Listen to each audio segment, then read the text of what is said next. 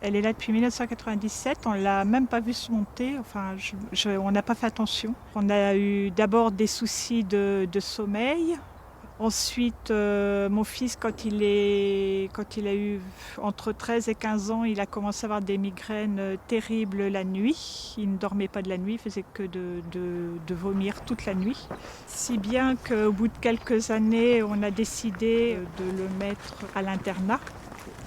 Et au bout de quelques semaines, les symptômes ont cessé. C'est devenu un cauchemar depuis qu'on s'est rendu compte que ça pouvait provenir de l'antenne relais. On nous a pris pour des fous. On n'a pas été du tout entendus, ni compris. On était tout seuls. Mon mari a été diagnostiqué électrosensible. Alexandre aussi. Moi aussi. Ça a commencé sur nous quand même, hein, sur les enfants puis nous-mêmes.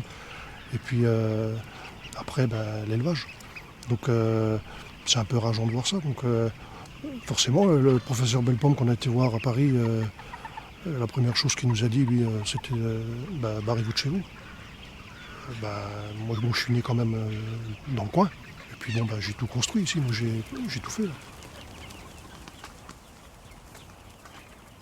Et du fait que les vaches sont l'hiver près de l'antenne, a priori, ça peut poser problème pour la production.